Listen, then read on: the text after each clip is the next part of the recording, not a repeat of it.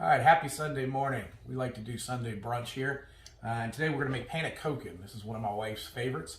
It's a Dutch pancake that we're using apples and a homemade batter for.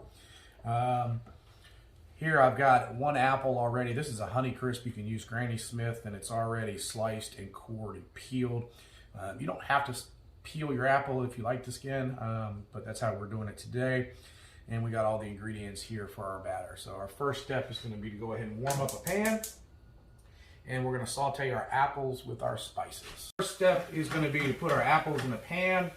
We're going to saute these for just a couple of moments. We're going to add a little bit of cinnamon here, and we're going to grate some nutmeg. Let this saute for about 2 or 3 minutes. After our apples have sauteed for a couple of moments, we're going to add 4 tablespoons of butter and a half a cup of brown sugar. Now we're going to let this cook down for a few minutes until we form a good syrup. While our apples are cooking, we're going to go ahead and make our batter. I got 3 eggs in a bowl with a teaspoon of vanilla, and we're going to add a half a cup of milk. We're just going to whip this up here. Okay.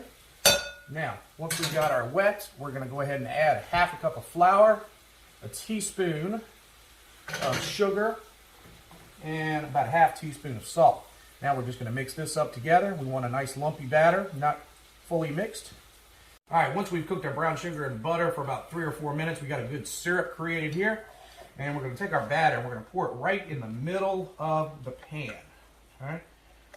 Once we get all of our batter in the pan, keep the heat on. And here we want to just kind of ribbon our syrup and our apples through. We don't want to fully mix it. Now we're going to let this cook for just a moment until we get a little bit of edge built on our batter. Once we've developed a little bit of an edge around, we're going to go ahead and take this. We're going to put it in a 350-degree oven for about 10 or 12 minutes. All right, our Pannekoeken has been cooking in the oven now for about 10 minutes, and we are all ready. What we're going to do is we're going to run a spatula around just to make sure that we are loose in our pan. Take our plate. We're going to invert it. We are going to take and just flip onto the plate. And now to garnish, a little bit of powdered sugar, however much or as little as you like. And traditional garnish is whipped cream. There you go. There's your Pannekoeken.